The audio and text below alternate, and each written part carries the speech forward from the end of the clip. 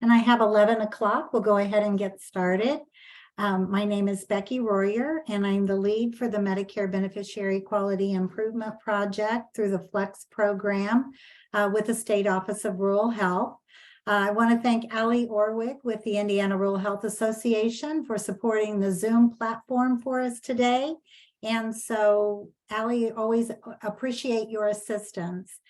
I also want to thank Joyce Fillenworth with the State Office of Rural Health, the State Office of Rural Health Manager, and David Conrad, the FLEX Coordinator, for supporting our programs.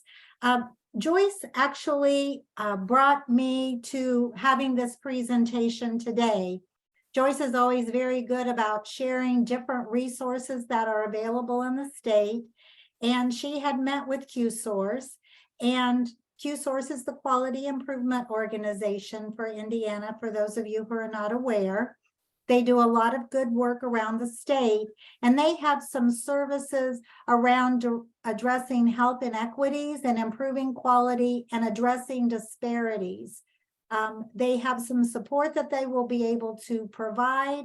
And I know that many of you are working on kind of addressing those inequities, working on inclusion and just culture in general around cultural competency. And if it's often hard, really kind of know where to start. And I think QSource can provide you some of that support to put some structure around your efforts in this particular area. Our presenter for today is Don Gettinger. Don is the quality advisor there at QSource, and I am going to turn it over to him and have him share the support that QSource can provide. So Don. Thank you so much, Becky. Double check, you can hear me okay? Yes. Okay, perfect. Yeah, I also want to just echo my thanks for Joyce for sharing this. She's a wonderful connector of resources. So, and thank you for the introduction.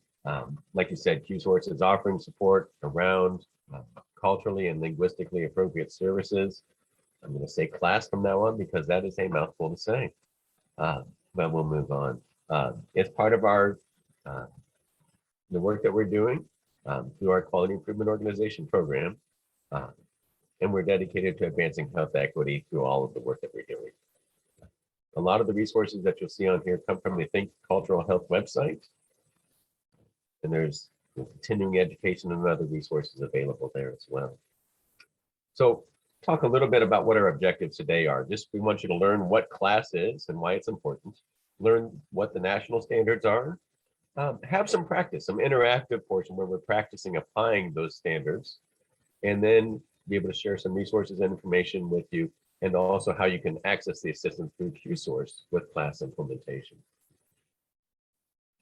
So we're going to start with a couple of polling questions just to see where you're at. And Allie, if you'll bring up the first polling question. Perfect.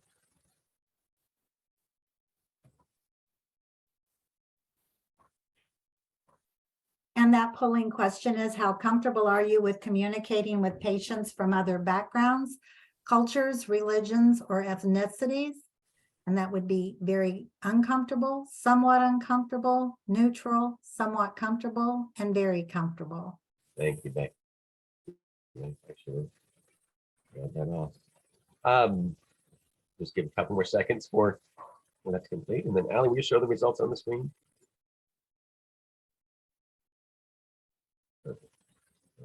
Yeah, somewhat comfortable, but it is sometimes uncomfortable, or at least a little bit uncomfortable when we're talking with someone from another background. And we'll go on to our second polling question, which is just, have you implemented CLAS within your organization? And that's a simple yes, no.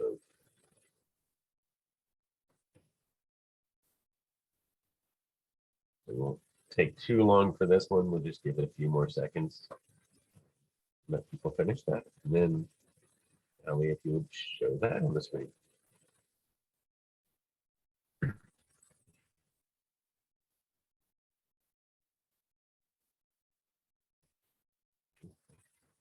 So a little bit, about a third of us have said yes, and two-thirds no. Okay. Thank you for working helping me with that information. It just helps me as I'm talking to you today about it. So just kind of background, what is serve a respectful of and responsive to its culture and location needs. Helps you take into account their cultural beliefs, prefer less their liberals and community needs. It does help make your service respectful and understandable, and effective and equitable. What we found is that it helps. So one of the things that it helps is those patient satisfaction scores and also staff satisfaction when looking at those internal surveys as well. Yeah. So I'm going to present a scenario to you, and we're not going to talk about it right now, but just wanted to share the scenario, get you thinking about what a situation is with someone of another culture. So in this scenario, we've got a patient, Samuel Miller, who's a 59-year-old Amish male living in northern Indiana. And he presents to a primary care physician stating he was unable to complete his daily work around his home and his farm due to constant pain in his left hip. The nurse completes her assessment and does a pain assessment. And Samuel states that his pain is a 5. He reports that same information to the physician, who suggests an MRI, and Samuel just declines that MRI and leaves the office. So I want you to be thinking as we talk today, what are the cultural things going on here? What are some of the things that might be going on that are not really on the surface, and we need to take cultural and background into account. And then we are going to have some discussion later. So this is just a preview, and expect that we'll have some discussion and some interaction around that. So talking about why healthcare organizations implement CLAS. Like I said, it's seeking to improve that cultural competency, but there's a lot going on in the general environment that means people are working on health equity already. One of the things we're not asking you to do is start a new project. We don't want you to do that. What we want to do is help you if you're already working on health equity projects but don't really know where to start, know where to go. We have a lot of resources and information and can help you kind of come up with a plan on that. But there are things going on in the environment like new quality metrics on the inpatient quality reporting metric. There's a health equity metric that involves many of these areas you have to attest to. Health equity is being included in health system rankings like the U.S. News and World Report. Health system rankings for 2022 had a health equity portion. They weren't included in the ratings for that year, but they are planning on doing that in the future. The Joint Commission and other accreditation bodies are starting to include health equity in their standards as well. So that's why we think a lot of organizations are starting to look at this and starting to already work on it. And we just want to support those efforts that are going on. And there's also some evidence that just working on the literacy, working on CLAS can help improve the outcomes, some healthcare outcomes for your patients as well. So what are the national CLAS standards? These standards are they're developed by the Office of Minority Health. They were developed in 2013, so they're not new. They've been out there for over 10 years now, and they're really with the purpose of advancing health equity, improving quality, and eliminating disparities. There are 15 standards, and they're broken down into really 4 groups. The first one is just the principal standard, which is an overarching standard. And then we have standards around governance, leadership, and workforce, standards around communications and language, and then standards around engagement, continuous improvement, which is the quality improvement section, and accountability, which is data. So really those 4 groups that the 15 standards are in. The principal standards is really just a framing for the essential goal for all of the standards. So how do you meet this one? You meet this one by working on the other standards. It's not something you necessarily work directly on this principal standard, but it's something that you need and improve by working on the other 14.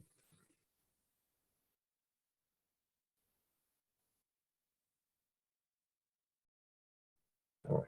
So the 3 standards under governance, leadership, and workforce, they emphasize the importance of CLAS implementation as a systemic responsibility, requiring endorsement and the investment of leadership and the support and training of all individuals in an organization. So I'm going to just give you an example of how you might successfully meet these standards. For example, with standard 2, recruiting and promoting and supporting culturally and linguistically diverse governance, leadership, and workforce. Some things that you can do there are create and sustain an environment of cultural competency through establishing leadership structures or embedding them into existing structures and systems. You could potentially identify committed champions of cultural competency throughout the organization.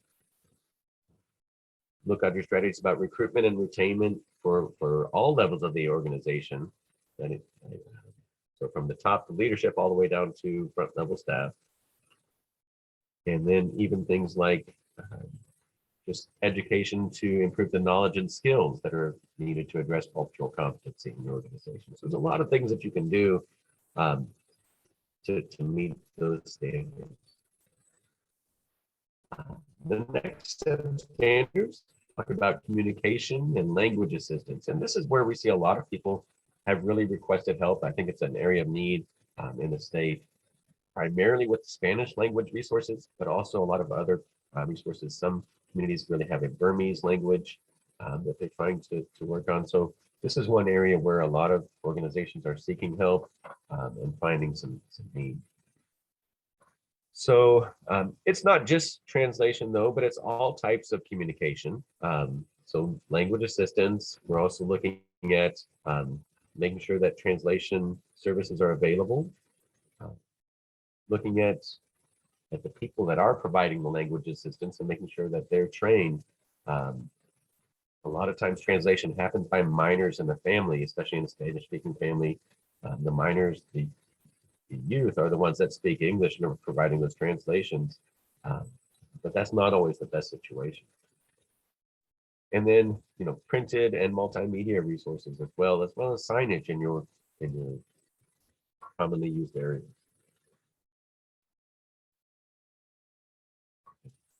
Engagement and continuous improvement. And a lot of the people I know on here are quality improvement professionals. And so a lot of the work that happens into this part really, and there's a couple slides here, most of the standards are here, that we're looking at, how are you addressing this? How are you measuring it? And how are you working to make improvement on it? So ensuring that CLAS isn't supported while maintaining effective delivery across the organization. For example, Standard 10, conducting ongoing assessments of the organization's CLAS-related activities and integrating those related measures into measurement and continuous quality improvement activities. One of the things that we're doing is trying to help organizations just do a self-assessment of their CLAS-related activities and how they're performing on the measures. And then creating an action plan based on that. But things that you can do is look at when you're doing those assessments, maybe provide feedback forms that incorporate questions related to culture and other linguistically appropriate services in your feedback surveys. And looking to monitor that progress and making sure that, like it says there in the outcome, make sure you're including it in your quality tracking. Potentially even including it in reimbursement or other quality goals. And in yearly reviews, things like that. The last three standards, again, kind of partnering with the community, creating conflict and grievance resolution processes, and communicating your organization's progress with the community as well. So potentially including that in community reports, bringing in community partners, maybe including that in your patient, if you have a patient quality council, including these type of issues in that council as well.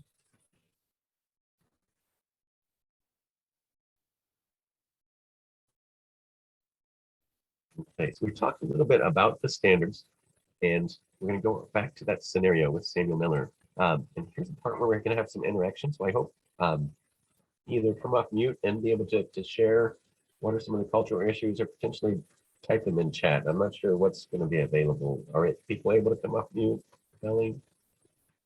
Yes, actually, if you would like to unmute at any time, you can click open the participant list and unmute in that particular area by clicking on the microphone button.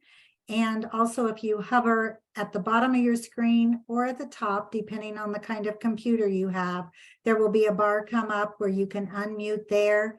And certainly feel free to open up the chat function, and we'll be able to make sure and share your chats with Dawn. So one of the things I like about this scenario is it demonstrates that class or culturally competent services are not all about just racial and ethnic minorities. There are a lot of different areas where we need to think about the cultural background of the patients we serve. And in Indiana, there's a fairly large Amish community in several areas of the state.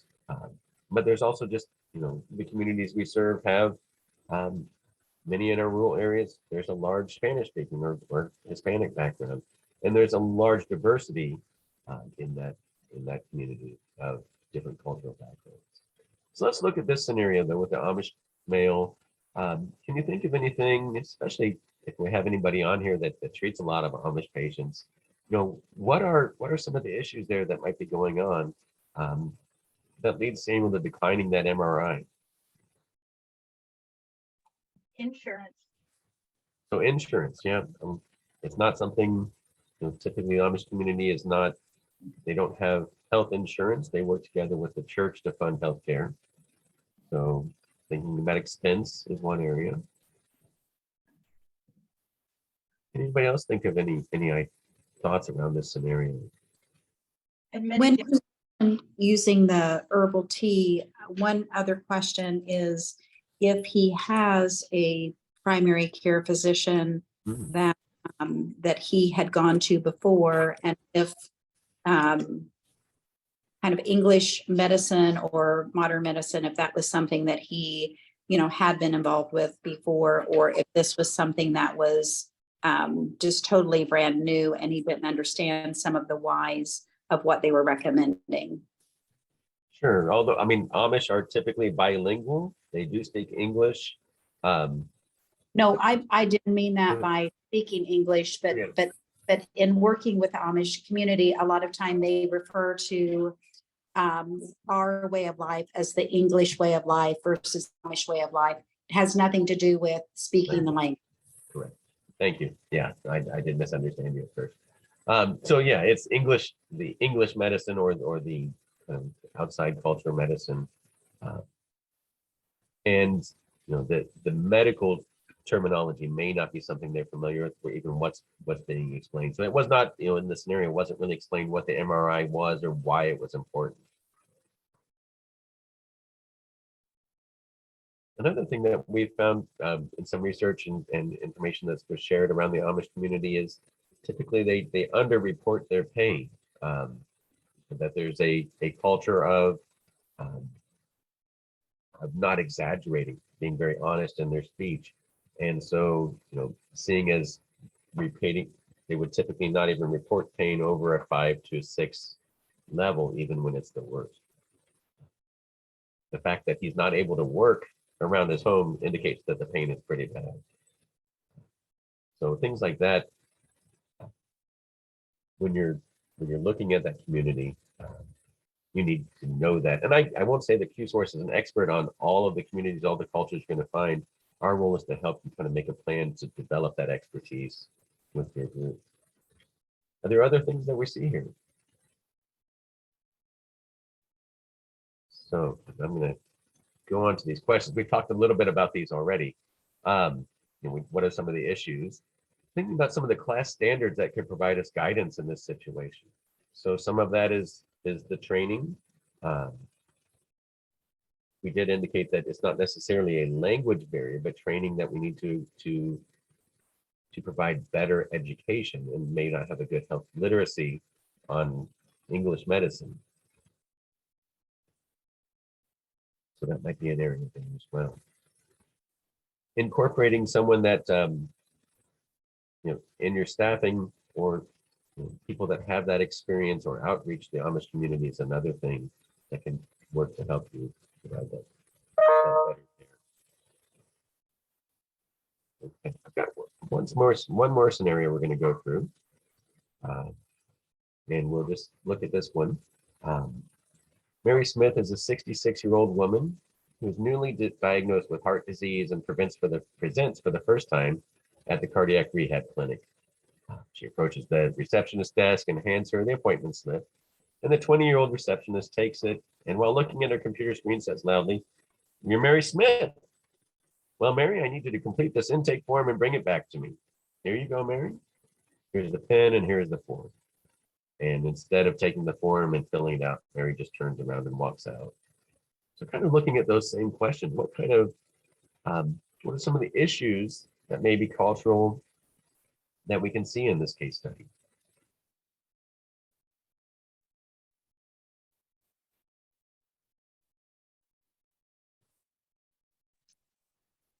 One of the issues is if this was done in a private area or if there were others that could hear to where everyone heard her name, of which she was not comfortable with that. And then it's not determined as far as if she were able to fill out the paperwork, on her own. I mean, did she speak English? Does she read? Could she fill it out? No, those are exactly some potential issues. In the chat, I see a couple people. Andrea Coons who said the ability to read. Gloria, she's embarrassed and needs her privacy. So all of those are potential issues. Some of them just the age difference and maybe not feeling respected is another response that we've got when we talk about this scenario. Does she need assistance with the form potentially? None of those things were offered, even assessed. The staff member didn't assess them, right? So again, looking at the standards, some of our staff training, making sure that we provide training, making sure that's part of our policies that we're asking patients if they need assistance with forms. Maybe she was visually impaired and wasn't able to read the forms. A lot of things that are potentially going on there, that working on health equity can help us provide better patient care and better outcomes because the patient actually gets the care they need.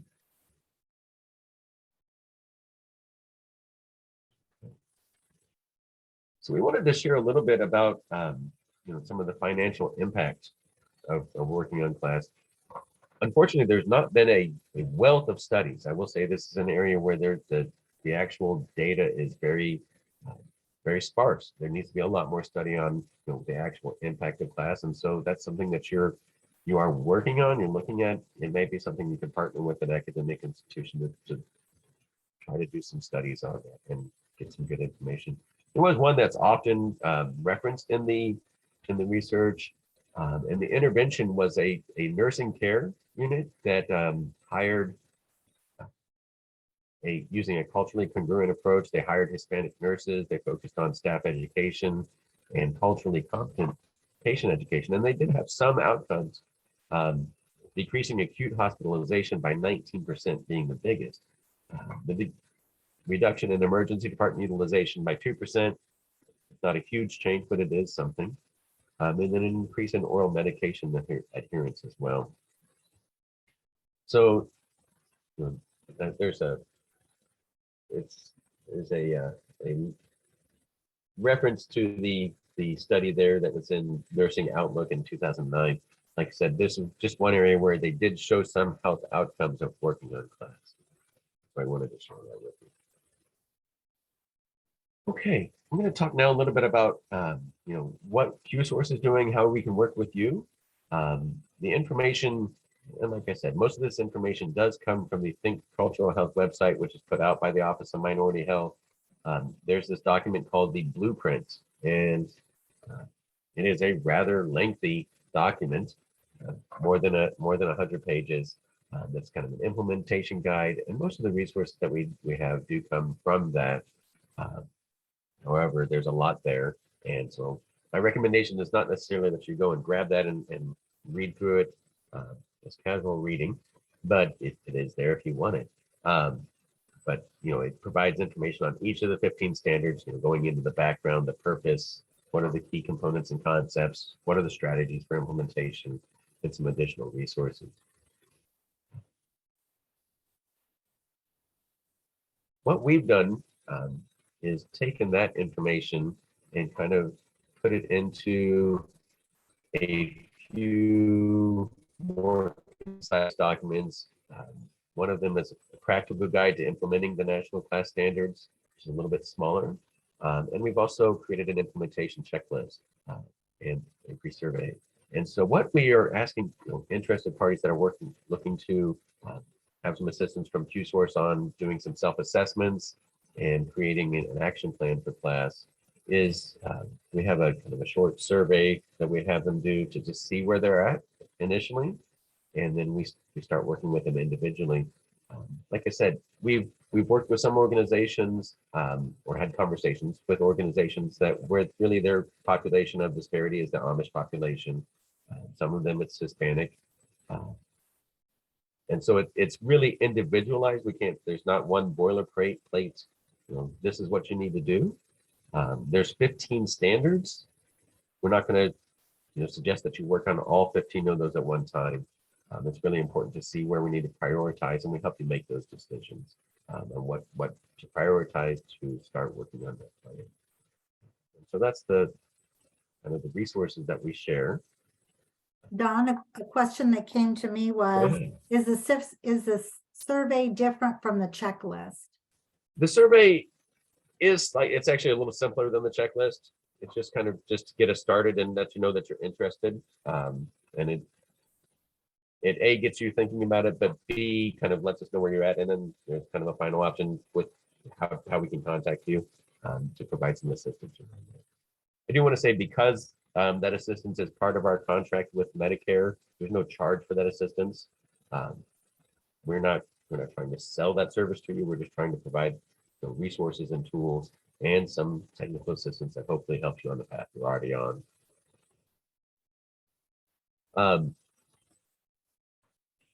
There's some resources there. There's links. We can go out and look at the sources for those resources. And then we do have one more polling question. But before we do that, let's open it up for a little discussion, see if there's any other questions. One other question that came to me was, would you be able to assist with plain language and health literacy types of issues? So, I mean, that is something we can do some review on of the resources that you have. A lot of times when we help an organization, one of the things that we really try to do is help connect them with other local organizations that are already working on health equity in the community, and find some local partners, especially when it gets around translation. I will say we don't provide translation services, but plain language is something we have a lot of experience with and can help looking at health literacy levels on documents. Thank you. That's helpful. Mhm. So definitely chat in any questions that you have, or feel free to unmute your line.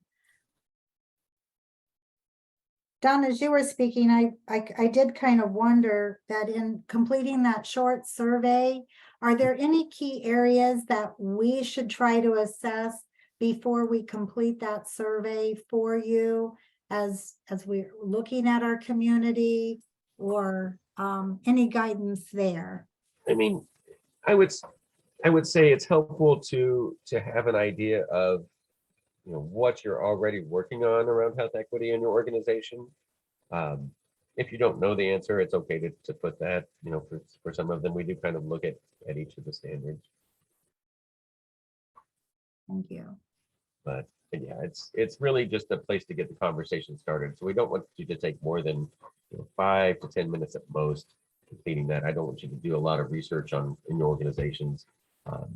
It's really how we get that conversation started, get some idea about where you're coming from, and then the next step is really kind of a phone conversation or a virtual meeting when we learn a little bit more, do some planning, and then potentially come and do that self-assessment where we're working, getting more people's stuff. And how long does the self-assessment typically take? The self-assessment, we try to usually about an hour to an hour and a half, depending on who's available for that meeting. Is really just kind of looking at those areas. And then once we've worked with you on that, we'll help to provide some suggestions for an action plan. That's really up to you. We don't have any, it's going to be your action plan. So we don't want to say you have to do this. These are just some suggestions. But it does, having those things in place, doing a self-assessment is part of the standards. You know, a regular self-assessment, having an action plan is part of the standards for accreditation and for the inpatient quality reporting measure. All of those things are included. And so just by doing that, you're already meeting some of those standards. And so that's what we're trying to help you do. Gotcha. So once an action plan's developed, really it's an action plan that the hospital determines. There's no data that's required. There's no deliverables that are required of you. You're just there to provide the support. Correct. Yeah. I mean, we'd love to know, you know, is it helping you? You know, do you feel it's making a difference? We'd love to get that feedback. But there's nothing required. It's really, we want to provide that support to you. Okay. Thank you. We're always looking for, you know, success stories that we can share with other people. I think that's the constant. And we know that you're already doing a lot of good work on it. I mean, it's something we're hearing from partners across the state that they're already working on it. Mhm. How can we help? Yeah. And I don't have any other questions right now in chat. Go to that last poll question then.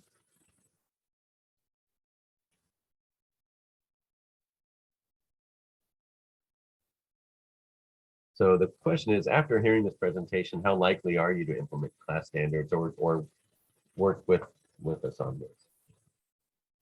Again, it's very likely to, very unlikely.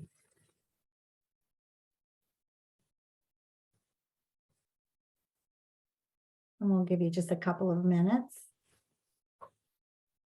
I like that I get the question too.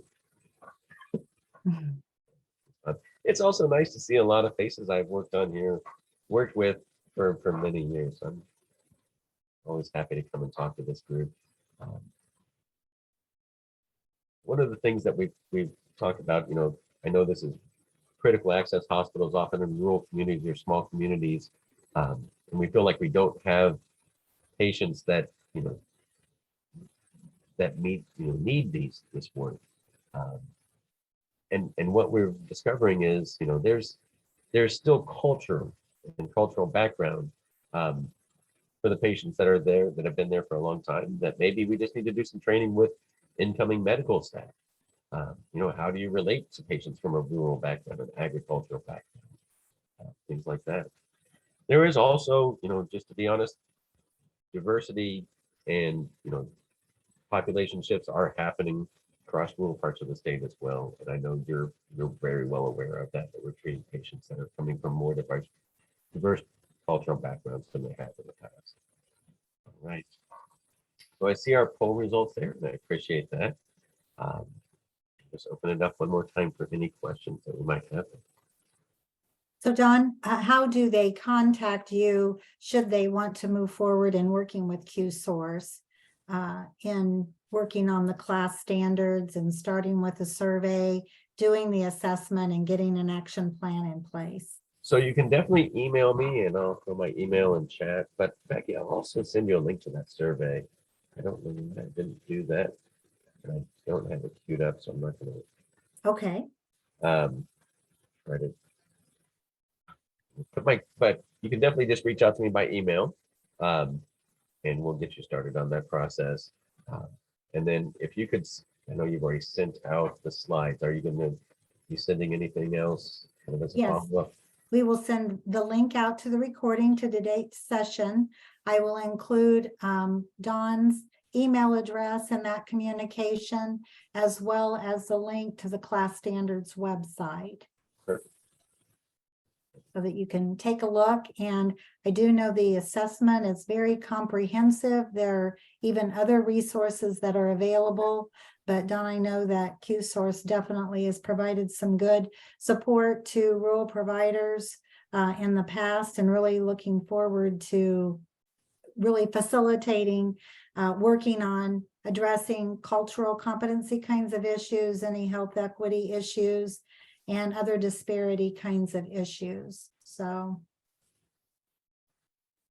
And you're welcome to chat in or send me an email directly, and I also can get you linked with Dawn. Absolutely. Dawn, anything else? No, that's really it. That's what I have to share. Okay. Again, All right. I will say, your populations, we're not always experts on what's going on. The Amish information we had came from a request from a hospital that works in that community, and so we connected her with some additional resources. And so that's the type of thing we'll do, is find those additional resources for the cultural background that you're working with. Well, thank you so much. I appreciate Joyce Fillenworth with the State Office of Rural Health connecting us with your resource and getting it out to individuals. Again, no cost. And so let us know how QSource can assist you in this particular effort, and we will get you connected. So thank you, everyone. Really appreciate your time today. And thank you, Dawn. Thank you, Becky.